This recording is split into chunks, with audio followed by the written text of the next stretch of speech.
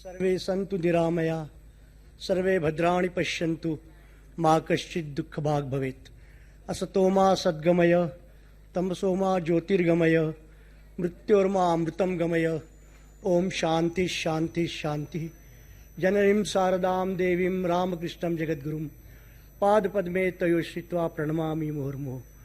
नमः श्री यतिराजाय विवेकानंद सूरये सच्चित् सुखस्वरूपाय स्वामिने तापहारिणे। सर्वप्रथम आपने यहाँ मुझे बुलाया और मंच पर आसीन इस संस्था के अध्यक्ष भौरव जी, देखो जगदीश भाऊ, सॉरी जगदीश भाऊ, एक बार नाव दी सकती है, जगदीश भाऊ गुप्ता जी, प्रिंसिपल खेरड़े जी, फिर सेक्रेटरी राउत साहब, कड़ू सर और मालसरे जी, और मेरी प्रिय छोटी बहन शिवानी, जिसको मैंने आज पहली बार सुना है। ये बोलती है मैं जानता था, और एक बार दो बार हम लोग बहुत अच्छे से मिले हैं, बातचीत हुई है, लेकिन इसकी वक्तृता सुनने का अवसर मुझे आज पहली बार मिला और मेरा आज इसने काम पूरा कर दिया। देखिए आज मेरी तबीयत ठीक नहीं है, मेरे कल से मैं खूब बीमार था। मैं सिर्फ डॉक्टर वाकड़े जी के कहने पर और ये संस्था का नाम सुनकर मैं आया, और मैंने बहुत कुछ मेडिसिन खा खा के मैं आगे सुबह भी खूब खाए हैं, कल भी दिन भर खाए, आज मैं यहाँ आ सकूँ, बोल सकूँ, इसलिए तो जितना प्रभु करा लेंगे मैं थोड़ा सा कुछ बोलूँगा। लेकिन एक हमारी ईश्वरी गांजरे, छोटी हमारी मुन्नी, इसने जो आप सब लोगों को जो प्रबोधित उद्बोधित किया, और उसके पहले शिवानींनी तुम्हाला जे काही सांगितलं, शिवानींनी तुमच्या समोर सगळ्यांसमोर ज्या प्रकारे विवेकानंदांना प्रस्तुत केलं, मी दुसऱ्याच गोष्टी बोलणार आहे। मी वेगळ्या प्रकारे विवेकानंदांच्या बद्दल बोलणार होतो।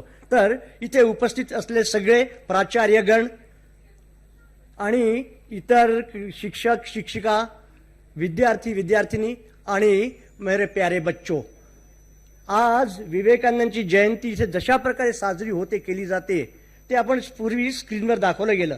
मागले 5-6 वर्ष आमच्या मिशनचे चांगले चांगले खूप साधू लोक इथे येऊन गेले आणि विवेकानंदांबद्दल खूपच चांगल्या गोष्टी तुम्हाला ऐकवल्या असतील आणि तुम्ही लोक जाणता पण आजच्या व्याख्यानात आता आमच्या शिवानींनी तुम्हाला एक खूप मोठी गोष्ट सांगितली, जी विवेकानंदांची विशेषता आहे। काय? तिचा फोकस होता आपल्याकडून मीवर। म्हणजे काय? आपण लोक देहात्मबोधाने जगतो। मी देह, I am body, I am body, I am body. तुझं नाव काय? नाव काय म्हटलं तर आपण नाव कोणाचं सांगतो? शरीराचं नाव सांगतो। आपलं प्रत्येकाचं खरं नाव काय आहे? काय आहे? आपल्या प्रत्येकाचं खरं नाव काय आहे? मी मी मी हे माझं खरं नाव आहे प्रत्येकाचं। आपल्याला म्हणतं तुझं नाव काय? माझं मी मी मी मी आय आय, हे मी हे आपल्या प्रत्येकाचं खरं नाव आहे। पण जे वरवर दिसतं ना शरीर, आज आहे उद्या राहणार नाही, तरी मी आपलं मी म्हणून ह्याचं नाव आहे राघवेंद्रानंद स्वामी, असंच सांगतो। तिने आपल्याला आपल्यावरनं मीवर आणलं। हा जो इथे आहे हा देह, आपल्यामध्ये हा देहात्मबोध असतो। दुर्दैवाने आपण तो देहात्मबोध पण पक्का ठेवत नाही। देहात्मबोध जो ठेवला, मीवर आलो, खऱ्या मीवर आलो, हा खोटा मी आहे। हा जो मी आहे हा खोटा मी आहे। खरा मी कुठे आहे? खरा मी शरीराच्या आत आहे। Is soul is potentially divine. प्रत्येक जीव अव्यक्त ब्रह्म आहे। ते ब्रह्मत्व प्रगट करणं, ते देवत्व प्रगट करणं, हेच मनुष्य मात्राचं मुख्य कर्तव्य आहे। स्वामीजींनी हाच मेसेज तिथे दिला होता। Is soul is potentially divine, the goal is to manifest divinity within by controlling nature internal external. आपल्या आतमधलं दिव्यत्व देवत्व जे आहे ते आपल्याला प्रगट करायचं आहे। ते असं तसं नाही होत, त्याच्याकरता आपल्याला काहीतरी करावं लागेल। काय? आपलं अंतर आणि बाह्य नियमन. तिने आता फार सुंदर सांगितलं या ईश्वरीने. आपण लोक जिकडे जायला नको तिकडे जातो आहे, जे करायला नको ते करतो आहे. आणि आपण तरी मोठे कसे होऊ? आम्हाला सगळं काही चांगलं कसं मिळेल? चांगलं कसं मिळेल ते दाखवायला विवेकानंद आले होते. विवेकानंदांनी आपल्याला काय शिकवलं? आत्मविश्वास ठेवा. आत्मविश्वास ठेवा म्हणजे काय करा? आपल्या आत एक आत्मा नावाची काही आहे वस्तू, आपल्या आत आहे. आणि ती आत्मा नावाची वस्तूच तिने आपलं शरीर बनवलेलं आहे. आई बापांनी शरीर बनवलं नाही, आत्मा नावाच्या वस्तूने आपलं शरीर बनवलं आहे आणि आपण ते आहोत. तर हे आपलं बाहेरचं आवरण आहे, बाह्य आवरण आहे. शर्ट जर हा फाटला जाळला गेला मला काही होणार नाही. तसंच माझा हात चामड्याचा शर्ट गेला, वासांशी जीर्णानि यथा विहाय नवानि गृह्णाति नरोपराणि तथा शरीराणि विवाह जीर्णानि अन्यानि संयाति नवानि देही. हा शर्ट गेल्याने माझं काही बिघडत नाही, हाही शर्ट गेल्याने माझं काही बिघडत नाही. का? मी शरीर नाही, मी देह नाही, मी आत्मा आहे, मी चैतन्य आहे. या शरीराच्या आतमधला चैतन्य. आणि त्या चैतन्यानेच हा देह बनवला. कशा करता? ह्या स्थूल जगामध्ये आनंद घेण्यासाठी. विवेकानंदांनी आपल्याला सांगितलं ही जी आपले वेगळेपण आहे ना, हे कुठे आहे? हे फक्त बाह्य जगात आहे. बाह्य जगात आपलं वेगळेपण आहे, पण आतमध्ये आपण एकच आहोत. Each soul is potentially divine. प्रत्येक जीव अव्यक्त ब्रह्म आहे. ब्रह्म म्हणजे काय? चैतन्य, आनंद, ज्ञान. आपण असे आहोत, पण आपण विसरून गेलो. आणि आपण आपल्या स्वतःला शरीर मानून, देह मानून आणि या छोट्या छोट्या गोष्टींच्या मागे लागून, इंद्रियांच्या मागे लागून, फक्त इंद्रिय सुख काय? खूप चांगलं खायला पाहिजे, खायला मिळतं. 10 मिनिटात पोट भरलं की त्याच्याकडे पाहवत नाही तुम्हाला. पोट भरल्यानंतर तुमच्या समोर काय काय जे हवं ते आणून ठेवलं, तुम्ही खाऊ शकत नाही. का? तुम्हाला मर्यादा आहे. आपण मर्यादांनी बांधलो गेलेलो आहे. आपल्याला अमर्याद व्हायचं आहे, लिमिटलेस व्हायचं. आपल्याला लिमिटलेस कसं व्हावं लागेल? आपल्याला ह्या शरीराच्या बाहेर जावं लागेल, शरीराहून भिन्न स्वतःला समजावं लागेल. आपण शरीरच आहो या भावाने जगून कधीच मोठे होऊ शकणार नाही. म्हणून स्वामीजी म्हणतात आत्मविश्वास. आत्मविश्वास, आत्मविश्वास म्हणजे त्या चैतन्यावर विश्वास, जडावर नाही, चैतन्यावर. हे जग जड पदार्थ आहे. जड वस्तू काय असते? आज आहे उद्या नाही, नश्वर म्हणतात ह्याला. आपल्याला नश्वर अस्तित्वातनं नित्य शाश्वत अस्तित्वात जायचं आहे. आणि भारताचा धर्मच शाश्वत धर्म आहे. आज आपण ज्याला हिंदू धर्म म्हणतो आणि ज्याला सनातन धर्म म्हणत आलेले आहेत, सनातन काळापासून चालत आला आहे म्हणून तो सनातन धर्म आहे. 1500 वर्षांपूर्वी आपल्या धर्माला सिंधू नदीच्या पलीकडचे सिंधू लोक, तर ते सला ह म्हणायचे, म्हणून सिंधू नदीच्या पलीकडचे आपण हिंदू लोक झालो. आपलं हिंदू, आपण सनातन. अनेक काळापासून आपल्या सनातन धर्मामध्ये जी कल्पाची संकल्पना आहे, मन्वंतराची संकल्पना आहे, युगांची 4 युगांची संकल्पना आहे, ती कुठे आहे? कुठेच नाही. या फक्त भारतात आहे. का? भारत हा एक धर्मप्राण देश आहे, धर्मभूमी भारत आहे. हा धर्मभूमी भारत, इथे धर्मच आपल्याला खरं खरं ज्ञान देतो, खरं खरं सुख देतो, खरी खरी शांती देतो. आणि स्वामीजींनी जर प्रचार प्रसार केला असेल तर तो फक्त या खऱ्या खऱ्या धर्माचाच, खऱ्या खऱ्या आपल्या इच्छा ज्ञानाचाच प्रचार प्रसार केलाय स्वामीजींनी. का बरं? कारण की जोपर्यंत संपूर्ण विश्वातले लोक आपला हा संदेश मानणार नाहीत, ह्या उपनिषदांचा मेसेज, आपले उपनिषद जे म्हणून गेले ते स्वीकारणार नाही, त्यांना सुख आणि शांती कधी मिळू शकणार नाही. ही जी वैश्विक कल्पना आहे ना, विश्वाची माझे घर, हे विश्वाची माझे घर, आपण ग्लोबल सिव्हिलायझेशन म्हणतो त्याला. हे ग्लोबल सिव्हिलायझेशन, विश्वाची माझे घर, हे तेव्हाच होईल जेव्हा आपण आपले बरोबरचे भेद सगळे विसरून आपण आतून आपण जे एक असतो ते एकत्व, त्याच्यावर आपण आपला भर देऊ. तर ते करण्यासाठी म्हणून विवेकानंदांनी गेलं की, आणि म्हणून म्हणाले विवेकानंद शिकागोला जाऊन काय म्हणाले ते 11 सप्टेंबरला त्यांनी पहिल्या वाक्यात काय म्हणाले, हे जे आपण लेबलिंग करून घेतल्या सगळ्यांना, मी हिंदू, मी मुसलमान, मी ख्रिश्चन, मी ईसाई, अजून कोण काय काय किती धर्माचे ते पार्लमेंटचे होते ते लेबलिंग मुळे आपण वेगळे झालो आहोत, आपण दुरावलो आहोत. वास्तविक आपण सगळे एक आहोत. आतमधनं आपल्या सगळ्यांची युनिटी आहे, एकत्व आहे आपल्या सगळ्यांचं. पण आपण ते आपलं आतमधलं एकत्व आपण विसरलो आहोत. जोपर्यंत माणूस ते बाहेरचं विविधपण फेकणार नाही, सोडणार नाही, तोपर्यंत आपण त्या खऱ्या एकतेकडे जाणार नाही. आणि जोपर्यंत त्या खऱ्या एकतेला आपण पाहत नाही, तोपर्यंत सुख शांती मिळत नाही.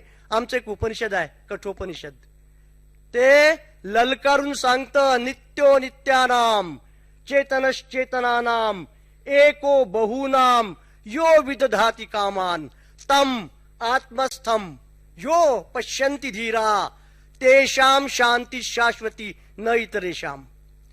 जो ह्या अनित्यामध्ये नित्याला पाकतो आणि जो एक, ज्या सर्वांमध्ये तो विभागलेला आहे, सर्वांमध्ये जो सामावलेला आहे, सर्वांमध्ये जो व्यापून बसलेला आहे, तो एक, ह्या एकला जो बघत नाही त्याला कधी शांती सुख मिळू शकत नाही. जो एकाला, सर्वांमध्ये एकाला बघतो त्याला शांती शाश्वती न इतरेषाम, दुसऱ्यांना नाही. भेद भेद भेद, मी आणि तू, मी आणि तू, परका परका परका, सगळ्यांना असं परका परका करत गेल्याने आपल्याला कधी शांती मिळू शकत नाही. आपल्या सगळ्यांना एक व्हावं लागेल. आपली जी एकत्वाची बुद्धी, एकत्वाचा भाव जोपर्यंत आपल्यामध्ये येणार नाही, तोपर्यंत आपण खरी शांती, खरं सुख मिळू शकत नाही. विवेकानंद ह्याच गोष्टीचा विस्तार, हीच गोष्ट सर्वांना समजावी ह्या करता प्रयत्नशील होते.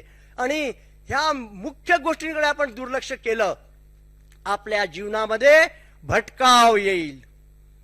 आणि भटकाव आल्यानंतर सांभाळणारे फार कमी असतात. जीवनात भटकाव आल्यानंतर पुन्हा सांभाळले गेले असे फार कमी असतात. अधिक त्या भटकावाबरोबर वाहून जातात आणि नष्ट होऊन जातात. म्हणून आपल्याला जर खरं काही चांगलं धरून ठेवायचं असेल, काही मिळवायचं असेल, कमवायचं असेल, व्हायचं असेल, तर आपल्याला ज्यांच्या जीवनात काही मिळालेलं आहे, विवेकानंदांसाठी त्यांना आपण आज युवा नेता म्हणून 85 साली सरकारने घोषित केलं. का बरं? विवेकानंद नित्य युवा, शिवानीने जर सांगितलं की फक्त 39 वर्षांवर ज्यांनी शरीर त्याग केला आणि एवढं मोठं कार्य करून गेले, नित्य युवा, फुल ऑफ एनर्जी, त्यांचीच एनर्जी आमच्यामध्ये आज बोलतो. मी आता आजारी होतो, मगापर्यंत मला ह्यांचं, मी बरोबर आम्ही चहा घेतला, बोलतोय असं, तर मी विसरून गेलो जगदीश भाऊ वर्मा गुप्ता, जगदीश भाऊ गुप्ता, मी पाहिलं, पण मी आलो, माझा श्वास, मी अस्थमाचा पेशंट आहे, अस्थमा पेशंट आहे, श्वास बरोबर चालणार नाही की काय, डोक्यात काय आठवतच नाही, विसरून जातो मी उभा राहिलो, इतक्यांदा पाहिलं, माहित होतं, मी नाव नाही घेऊ शकलो यांचं. का? मी नॉर्मल म्हणजे त्याच्या ह्याच्यामध्ये होतो. पण मी तिला म्हटलं, मी उभा राहिलो बोलायला लागलो तर कदाचित मी अर्धा तास पूर्ण खाऊन टाकीन. अंड्याचं मी म्हटलं की तुम्ही दोघी बोलले आहे, तू पण चांगलं बोलली आहेस, ही पण चांगलं बोलली आहे, संदेश तर स्वामीजींचा गेला आहे. पण मी उभा राहिलो आणि ठिकाणावर जर आलो तर मग 35च्या ऐवजी 35 मिनिटं बोलून टाकीन. मला तेवढा हे नव्हता. पण आता पुन्हा आवाज आला. विवेकानंदांवर बोलायचं म्हटलं, उभा राहिलो की कुठून ते आपोआप मस्ती येते, एनर्जी येते, माहित नाही मला. विवेकानंदांबरोबर बोलायचं. मी आता साहेबांना म्हटलं मी आज ह्या दोघींनी बोलले, मी आता पुढच्या वेळेस केव्हा तरी येईन बोलायला, आज मी बोलू शकणार नाही. पण निघता निघता जसं जसं येतं, विवेकानंदांचे विचार मनात येतात, आपोआप एक उत्साह येतो, आपोआप एक कुठून जोर येतो माहित नाही, पण येतो, होतो. मी तुम्हाला 2-3 गोष्ट सांगीन आणि माझं वक्तव्य संपवीन. मला वाटलं नव्हतं की मी एवढंही बोलू शकीन, पण त्या विवेकानंदांच्या स्वामींच्या कृपेने मला त्यांनी एवढं बोलायला हे केलं. काल माझी अवस्था फार खराब होती, बोलू शकत नव्हतो. सारखं मी गोळ्या खाऊन आणि औषधं खाऊन आलो. सकाळी पण एक डोस घेतला आणि म्हटलं नाही, एवढं मोठं कॉलेज आहे, इतका चांगला कार्यक्रम आहे, वाकडे सर बरोबर होते, ते मला सांगायचे नेहमी, म्हणून मी जायची हिंमत केली, आलो. आणि ईश्वराने मला खूप चांगलं दाखवलं. आज कॉलेजही दाखवलं, फार सुंदर संस्था आहे. शिवानीचं बोलणं आहे, मी आज पहिल्यांदा ऐकलंय मी हिला. आमचा परिचय केव्हापासून आहे, पण हिने माझ्यासमोर कधी वक्तृत्व दिली नव्हती, आज पहिल्यांदा मी ऐकलं. आणि ती एवढी तिला वाखाणणी होते, का तिला लोक एवढं पसंत करतात ते आज कळलं मला. तिच्याजवळ जे प्रॅक्टिकल नॉलेज आहे, या मोठ्या व्हॅल्यूज बरोबर ज्या प्रॅक्टिकल सेन्स आहे आणि प्रॅक्टिकॅलिटी आणि व्हॅल्यूज हिचं जे कॉम्बिनेशन हिने केलेलं आहे ते मुलांना आवडतं. आज तिचं वय काय, ही 22-23 वर्षांची असतापासून बोलते आणि कॉलेजच्या मुलींमध्ये जाऊन सांगते. औरंगाबादच्या एका कॉलेजमध्ये ती गेली होती, पूर्ण मुस्लिम कॉलेज होतं. तिने त्यांच्यापर्यंत असं विवेकानंदांचं वर्णन केलं आणि त्या मुलांना म्हणाली की मी कोणाबद्दल बोलते तुम्हाला कळताय? तर ते सगळे मुलं म्हणाले विवेकानंद. ही तिची खूबी आहे की ती मुलांच्या भाषेत मुलांशी बोलते. आणि आज तिने जेवढ्या काही गोष्टी ते सांगितल्या, तिला जेवढं काही माहित आहे, तिच्या अचिव्हमेंट्स मला आज पहिल्यांदा एवढ्या कळल्या. मला फक्त तिच्या वडिलांना मी ओळखतो, त्यांची मुलगी, आणि मी तिला ह्याच्यापूर्वी पण 2-4 आम्ही चांगलं बोललेलो आहे. ती इंदोरला, मी असताना इंदोरला येऊन गेली आहे. पण तिला ऐकण्याचं आणि ती एक्झॅक्टली काय बोलते हे मला आज पहिल्यांदा कळलं. तर हे जे आहे ह्यांनी माझं काम केलंय. विवेकानंदांचा मेसेज गेलेला आहे, तर ते मला मिळायचं होतं, ऐकायचं होतं, म्हणून स्वामीजींनी आणलं. आता मी स्वामीजींची थोडक्यात तुम्हाला एक मेसेज हा सांगतो. स्वामीजी म्हणतात, जीवन का अर्थ ही है वृद्धी अर्थात विस्तार अर्थात प्रेम. एकच गोष्ट, खूप मोठी गोष्ट आहे. वृद्धी म्हणजे वाढणं, विस्तार म्हणजे विस्ताराला पावणं. वृद्धी अशी ही वृद्धी आणि विस्तार एकाच भावाचे 2 शब्द आहेत. हे वृद्धी होणे, वाढणे, विस्तारित होणं म्हणजे ते एक्सपान्शनच आहे. Expansion and growth. ग्रोथला म्हणतात वृद्धी, एक्सपान्शनला म्हणतात विस्तार. तर वृद्धी आणि विस्तार. आणि तिसरं स्वामीजी म्हणतात ह्याचंच नाव आहे प्रेम. आता प्रेम ही काय अशी सॉलिड वस्तू आहे? नाही. प्रेम ही एक भावना आहे. प्रेम हा एक भाव आहे. आणि ह्या भावांना ना बॉर्डर, सीमा नसतात. भावांना सीमा नसतात, वस्तूला सीमा असते. ही बाटली, हिला एक सीमा आहे, एका विशिष्ट ग्रॉस, एका व्हॉल्यूमनी ती लिमिटेड झाली आहे, सीमित आहे. शरीर 5 फूट 4 इंच 2 इंच 6 फूट 2 इंच 6 फूट 3 इंच, एक विशिष्ट त्याला डायमेन्शन आहे. पण जो भाव असतो त्याला काही तुम्ही भावाला कोंडून ठेवू शकत नाही. भाव ह्या भिंतींच्या पलीकडे जाऊ शकतो. स्पिरिट, स्वामीजी ज्याला म्हणत spirit, always spirit over matter. वस्तू आणि त्याच्या मागचा तो भाव, गुण आणि गुणी. गुणी व्यक्ती असते आणि जो गुण असतो तो पूर्ण अनलिमिटेड असतो, गुणी लिमिटेड असतं. आणि त्याच्यातला गुण जो आहे तो विस्तृत विस्तार असतो. तर स्वामीजी इथे त्याला म्हणतात आहे प्रेम. प्रेम अशी वस्तू आहे, अशी गोष्ट आहे. आणि ह्या प्रेमाचं दुसरं नाव काय आहे माहित आहे? प्रेमाचं दुसरं नाव आहे आनंद, प्रीती. सच्चित आनंदामधला जो आनंद आहे, अस्ति भाती प्रिय मधलं जे प्रिय आहे ते काय आहे? तोच आनंद आहे, तेच हे प्रेम आहे. तर हा प्रेमाचा भाव, प्रेमाचा आस्पेक्ट जर आपल्या जीवनाला नसेल, आपल्या जीवनात नसेल, ज्याला कोणाला प्रेम करता येत नसेल त्याला प्रेम मिळणार कसं? आपल्या प्रत्येकाला आत्म्यानं असं वाटत असतं की आपल्याला कोणीतरी प्रेम करावं, आपल्याला कोणीतरी माझं बनावं. प्रत्येकाला असतं आत्मन. का? कारण की आपल्या आतमध्येच तो प्रेमाचा एक कण, तो बिंदू, ती प्रेमाची एक जी सोर्स आपल्या आत विद्यमान आहे. आणि आपण तसे झालो ना तर आपल्याला कशाची कमी नाही आणि आपल्याला मग मिळालं नाही असं कधी काही वाटणारच नाही. का? कारण की आपल्या सगळ्या क्रिया, आपण जे काही करतो ते एका प्रियत्वासाठी, आनंदासाठी, त्याचं दुसरं नाव आहे सुख, सुखासाठी करतो. आपले सगळे प्रयत्न त्याच्याकरता असतात. पण दुर्दैवाने आपण त्याच्या त्या प्रकटनासाठी न करता छोट्या मोठ्या गोष्टींवर ते प्रेम आणि सुख आणि आनंद लादतो. आणि मला हे मिळालं तर मी सुखी होईन, मला ते मिळालं तर मी सुखी होईन, मला हा मिळाला तर सुखी होईल, मला तो मिळाला तर सुखी होईल, मला ही मिळाली तर सुखी होईल, मला ती मिळाली तर सुखी होईल. ह्या अशा छोट्या मोठ्या लिमिटेड गोष्टींवर आपण आपलं सुख केंद्रित करतो आणि आपण छोटे होऊन जातो. म्हणून स्वामीजी म्हणतात नाही, प्रेम. जीवन का अर्थ ही है प्रेम. प्रेम करायला लागा आणि सर्वांना आपलं म्हणा, कोणी परक नाही. अशा प्रकारे जेव्हा आपण विस्तार करतो, आपल्या आत्मल्या बोधाचा विस्तार करतो. कशाचा विस्तार? आपल्या बोधाचा. आपला जो कॉन्शियसनेस आहे ना इथे, हा आपण मीचा कॉन्शियसनेस, फक्त माझ्याचा कॉन्शियसनेस तो नसून आपल्या खऱ्या मीचा विस्तार, आपल्या खऱ्या मीचा त्या कॉन्शियसनेसचा विस्तार जर आपण करू, तर त्याच्याकरता स्वामीजी म्हणतात, इसलिए प्रेम ही जीवन है, यही जीवन का एकमात्र गती नियामक है और स्वार्थ परता ही मृत्यू है. आणि हे प्रेम सोडून जर आपण मी तू तू मी तू तू करायला लागलो, तर तो मृत्यू आहे. म्हणून स्वार्थ म्हणजेच मृत्यू. Expansion is growth, expansion is life, contraction is death. Swamiji म्हणतात संकोच ही मृत्यू है, जीवन ही विस्तार है. नंतर पुढे म्हणतात, इहलोक एवं परलोक में यही बात सत्य है. आणि जसा हे निस्वार्थपणा पृथ्वीवरती म्हणजे जो मुख्य या प्रधान मानला जातो, गणला जातो, तसाच तिथे देखील आपल्यापैकी किती लोकांना माहित आहे, 1987 साली एक आपलं विमान हायजॅक झालं होतं, पाकिस्तानला गेलं होतं.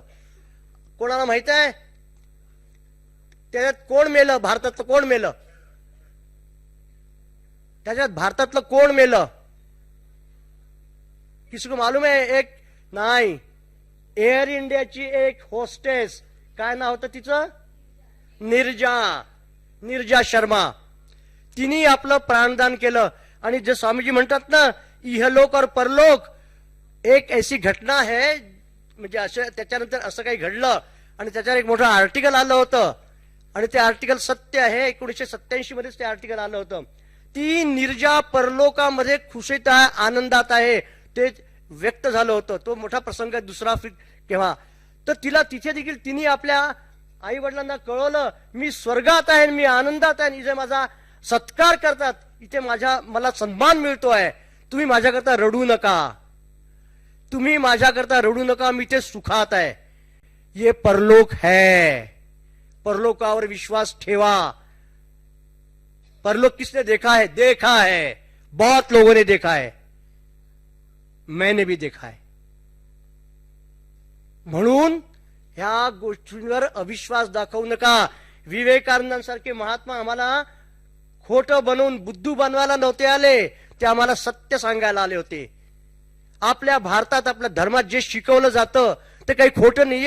श्रीकृष्णांनी अर्जुनाला विश्वरूप दर्शन दिलं आणि त्याला अशा अशा गोष्टी दाखवल्या, त्या काय खोट्या आहेत का? पश्यामी देवांस्तव देव देहे सर्वांसता भूत विशेष संगान ऋषींश उर्गान. काय म्हटलं त्यांनी गीतेमध्ये? भगवंतांनी अर्जुन काय म्हणतो त्यांना? असंच काहीतरी खोटं नाही, ते सगळं सत्य आहे. म्हणून स्वामीजी म्हणतात कि यदि कोई कहे कि देह के विनाश के पीछे कुछ नहीं रहता, तो भी उसे यह मानना ही पडेगा कि स्वार्थ परता ही यथार्थ मृत्यू है. म्हणजे हे जे छोटे होणं पण आहे ना, छोटं होणं हाच मृत्यू आहे. मी माझं करणं हाच मृत्यू आहे. परोपकार ही जीवन है, परोपकार न करना ही मृत्यू है. जितने नर पशु तुम देखते हो उनमें 90% मृत है, वे प्रेत है, क्योंकि ये बच्चों जिसमें प्रेम नहीं है वो तो मृतक है, मरा हुआ है. ए बच्चों, सबके लिए तुम्हारे दिल में दर्द हो. गरीब मूर्ख पददलित मनुष्यों के दुख का तुम अनुभव करो. समवेदना से तुम्हारे हृदय की क्रिया रुक जाए, मस्तिष्क चकराने लगे, तुम्हें ऐसा प्रतीत हो कि मैं पागल हो जाऊंगा. फिर ईश्वर के चरणों में अपना दिल खोल दो, तभी शक्ति, सहायता और अदम्य उत्साह तुम्हें मिलेगा. हे स्वामीजींनी एका पत्रामध्ये आपल्या शिष्याला लिहिलेलं आहे. आणि वास्तविक स्वामीजी शिवानींनी तो विषय घेतला होता. स्वामीजींनी म्हटलं होतं, अमेरिकेत जाताना, अमेरिकेत जायच्या पूर्वी स्वामीजी आपल्या गुरुभाईला म्हणाले, मला तुमचा धर्म कर्म काही माहित नाही, तुमचा धर्म काय म्हणतो मला नाही माहित, पण माझं हृदय एवढं मोठं झालं आहे की आय कॅन फील अदर्स. मी दुसऱ्यांना अनुभवू शकतो. दुसऱ्याला जर दुःख असेल तर ते दुःख मी माझ्या आत अनुभवाला घेऊ शकतो. असं हे माझं होऊन गेलंय. आणि ह्या विशाल हृदयाने स्वामीजी अमेरिकेला गेले.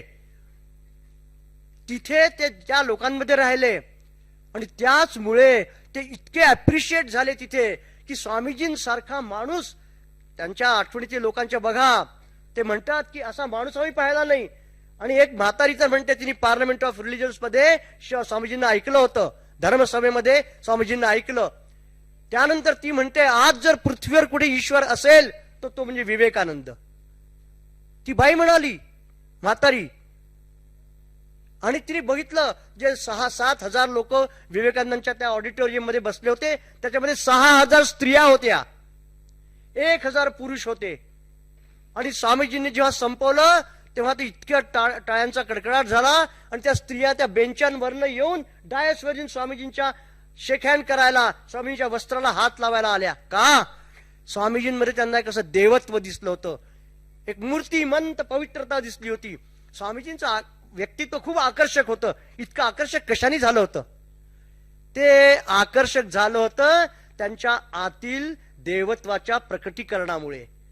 Swamiji was a divine person, full of love and divinity, असं व्यक्तित्व होतं विवेकानंदांचं. आणि त्यामुळे ते लोक त्यांच्याकडे बघितलं की त्यांचे गुलाम होऊन जायचे. आणि स्वामीजी म्हणतात की आपलं हृदय आपण जोपर्यंत असं मोठं होणं करणार नाही, ईश्वराला प्रार्थना करणार नाही. स्वामीजी ईश्वराची प्रार्थना का म्हणतात?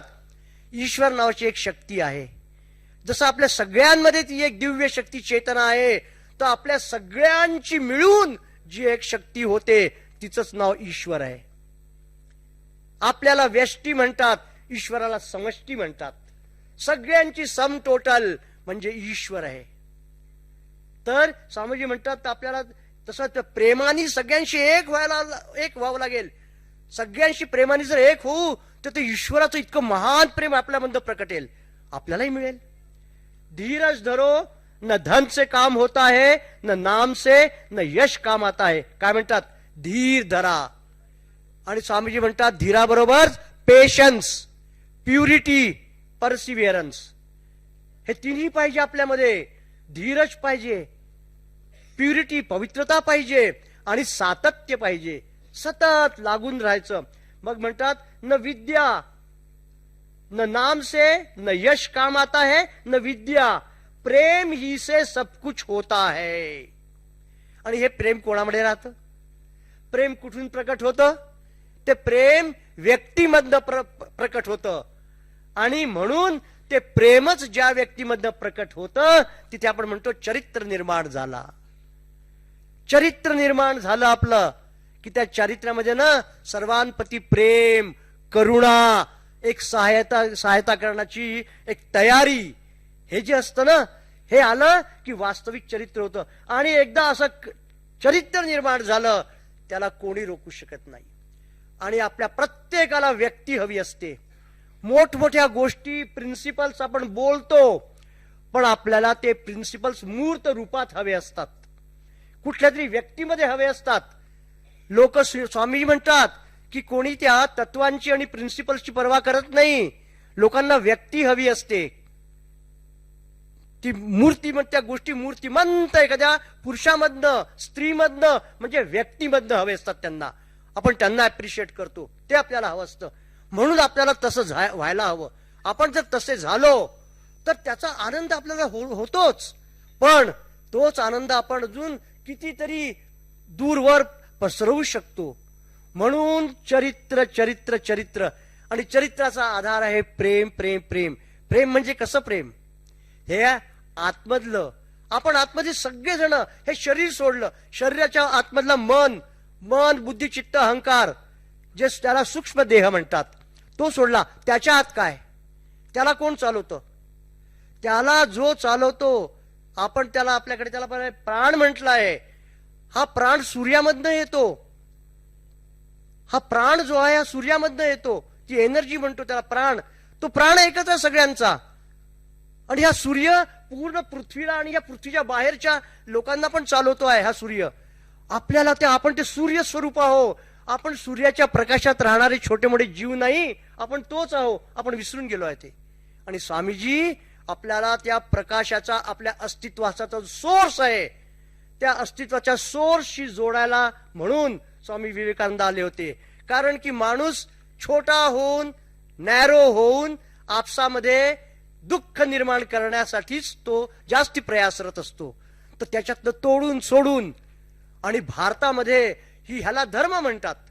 हे जे ज्ञान आहे, सत्याचं ज्ञान, आपल्या आतमधल्या सत्तेचं ज्ञान, जे विश्वाच्या मागील सत्तेचं ज्ञान, यालाच आपण ईश्वर म्हणतो. आणि जाण्याच्या पद्धती आणि त्याचं वर्णन, त्याला सगळं आपण धर्म म्हणतो. धर्मामध्ये ह्या गोष्टींची संकल्पना येते आणि धर्मामध्ये ह्या सगळ्या गोष्टींची चर्चा होते. तर हे ज्ञानच आपल्याला वास्तविक सुखी करत असतं. म्हणून स्वामीजी म्हणतात, जर शिकवायचं असेल एकाग्रता शिकवा. एकाग्रता कशावर? एकाग्रता आपल्या स्वरूपावर. आपला हे जो भेद शरीराचं आवरण आहे, ह्याच्या आतमध्ये दुसरं एक आवरण आहे, त्याला छेदून आपल्या अस्तित्वावर आपला मन एकाग्र व्हायला पाहिजे. अशी एकाग्रता जर झाली तर आपण काय नाही हासिल करू शकत, म्हणजे आपल्याला काय नाही मिळू शकणार, काही मिळू शकतं आपल्याला. म्हणून पहिले एकाग्रता. पण एकाग्रतेसाठी दुसरी गोष्ट स्वामीजींनी सांगितली आहे, जी फार आज आपल्या समाजात उठून गेली आहे आणि तिला पुन्हा स्थापित करावंच लागेल. पूर्वी जे होते 4 आश्रम आपल्याकडे, ते 4 आश्रम आपल्याला आणावे लागतील. ब्रह्मचर्य आश्रम, गृहस्थाश्रम, वानप्रस्थाश्रम आणि संन्यासाश्रम. 24-25 वर्षांपर्यंत प्रत्येक स्त्री पुरुष, मुलगा मुलगी हा ब्रह्मचर्य व्रतातच राहील. त्याच्यानंतर 25 वर्ष तो गृहस्थाश्रमात राहील आहे आणि त्याच्यानंतर तो त्याच्यापासून निवृत्त व्हायला सुरुवात करेल. आज आपल्याकडे गृहस्थाश्रमानंतर वानप्रस्थ लुप्त होऊन गेलाय. कोणीच संसाराच्या बाहेर पडू इच्छित नाही, दुसऱ्यांना मौका देऊच इच्छित नाही. कसं चालेल? आणि आपल्यामध्ये उन्नती कशी येईल? आपल्यामध्ये त्यागाची भावना कशी येईल? म्हणून हे 4 आश्रमाची स्थापना, हे विवेकानंदांनी एक कार्य दिलं आहे. आपल्या समाजामध्ये हे प्रचंड ही एक शक्ती निर्माण करण्याचं एक सिस्टीम होती. ब्रह्मचर्य, गृहस्थ, वानप्रस्थ, संन्यास. आणि संन्यास म्हणजे total rejection of the world. संन्यास याला कोर्टात जाण्याची अनुमती नाही हिंदू शास्त्रांप्रमाणे, कारण की संन्यासी आपलं श्राद्ध करून संन्यास घेत असतो. आज माझ्यावर काहीही झालं तर मी कोर्टात जाऊ शकत नाही, जाणार नाही, ती गोष्ट वेगळी. पण मला अधिकार पण नाही जायचा, कारण की आय एम ए मृत मॅन. मी मेलेलो माणूस आहे, मी माझं श्राद्ध केलेलं आहे. आता मी माणूस नाही, मला कशाचीच लालसा नाही. आता आहे ते आहे, खायला प्यायला मिळालं, झोपायला निजायला मिळालं, सफिशियंट आहे. संन्यासाला काही नाही. आणि पूर्वीच्या काळात संन्यासी जो निघून जात असे कुठेतरी जंगलामध्ये आणि तो कधीच परतत नसे, म्हणून त्याला चतुराश्रम म्हटलंय. तर ही संकल्पना भारतात जोपर्यंत होती तो महापुरुष निर्माण झाले इथून. नंतर दुर्दैवानी आम्ही त्यांना विसरलो, सोडलं.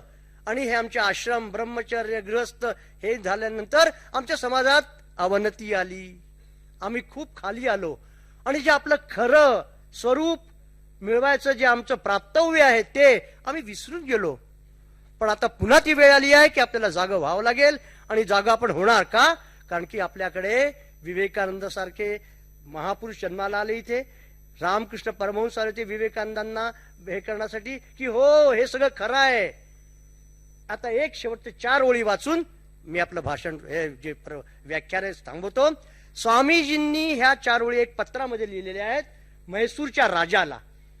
म्हैसूरचे जे महाराज होते, स्वामींचे शिष्य होते, त्यांनी स्वामीजींनी तिथं पत्र लिहिलं सगळं.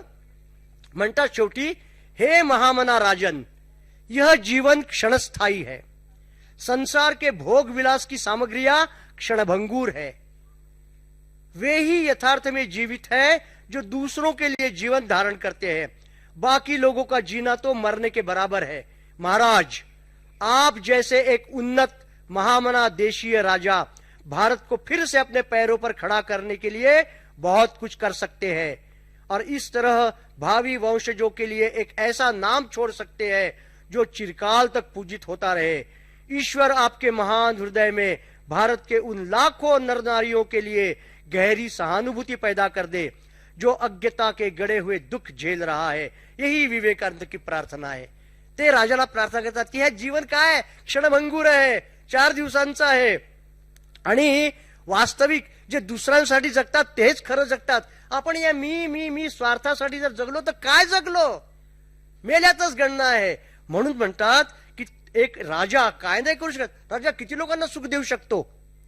तर तसं आपल्याला जोपर्यंत आपण असे मोठे होणार नाही तोपर्यंत काही देऊ शकणार नाही. तर म्हणून आपण चरित्राने मोठे होऊ, प्रेम करून मोठे होऊ, आणि आपोआपच जितकं तुम्ही द्याल तेवढंच तुम्हाला मिळेल. बस विवेकानंद आम्हा सर्वांना ही शक्ती देवो, आणि आम्ही सगळे ह्या एक सर्व जीव मात्रावर प्रेम, आपल्या राष्ट्रावर प्रेम, आपल्या कुटुंबियांवर प्रेम, आणि त्याचबरोबर हे विश्वची माझे घर, पूर्ण मानव जातीशी प्रेम. जो मानव जातीशी प्रेम करतो तो आपसामध्ये कधी भांडू शकतो? आपण इकडे विश्वबंधुत्वाचा नारा लावतो आणि तिकडे घरामधले 2-3 भाऊ एकत्र राहू शकत नाही. ह्याला विश्वबंधुत्व म्हणतात का? पहिले आपसात तर बंधुत्व करा. म्हणून प्रेम प्रेम प्रेम, ज्याने आपलं घर तुटणार नाही, ज्याने आपला समाज तुटणार नाही. घर जोडलं जाईल, समाज जोडला जाईल, आपला देश खरा पहिलेचा जो भारत देश होता, एकत्र कुटुंब पद्धतीवाला देश, तसा देश होईल. याची आज आपल्याला आवश्यकता आहे. ते जर आपण केलं नाही ना, आणि त्या एकत्र कुटुंब पद्धतीत सगळ्यांना सर्व गोष्टींसाठी स्कोप होता. आज जो आपण छोटे छोटे स्क्वेअर करून टाकले आहे, हम दो हमारे दो, कभी कभी हम दो हमारा एक, असं करून आम्ही जे लिमिट करून टाकलंय आमच्या स्वतःचे कुटुंब, आणि आम्ही लोक आता ह्याचा परिणाम, दुष्परिणाम, चांगला परिणाम जो काय असेल ते आपण लोक बघता आहात. सगळे लोक डोळ्यांनी बघतायत. आता काय करू शकतो माणूस? सगळ्यात मोठा माणूस आहे. पैसा काय करेल? पैशापेक्षा माणूस मोठा आहे. आपण विसरून गेलो. ह्या पाश्चात्य संस्कृती बरोबर जे भोगांची जी एक मागे धावण्याची जी एक होड लागली होती, त्या होडीत आपण ह्या वस्तूंना आणि स्वार्थाला एवढं महत्व दिलं की आपण वास्तविक आपल्या गरजा काय विसरून गेलो. एकत्र कुटुंब पद्धती, आई बाप वस्तू होऊन गेले, बाजूला झाले. जे काम करत नाही, जे आपल्या कामी येत नाही, ते युजलेस झालं. यूज अँड थ्रो असे प्रॉडक्ट्स यायला लागले. आता तुम्ही त्याच यूज अँड थ्रोला आपण व्यक्तींना पण यूज अँड थ्रो तो थ्रो. भोगने वाले हम ही है, करने वाले हम ही है. अभी भी अगर जग जाए, अभी भी अगर विवेकानंद जी को फॉलो करे तो बच जाएंगे. हम बचे, यही उनसे प्रार्थना करता हूं. धन्यवाद. आप लोगों ने सहन किया, और मुझे गुप्ता जी माफ कर दे, मैं यहां आने के बाद भी अपना नाम नहीं हुआ, क्योंकि मैं खड़ा हो गया था और शुरुआत में ही मुझे लगा मैं कैसे बोल सकूंगा, लेकिन स्वामी जी ने कुछ बुलवा लिया. 25 मिनट तो बुलवा ही लिया. धन्यवाद.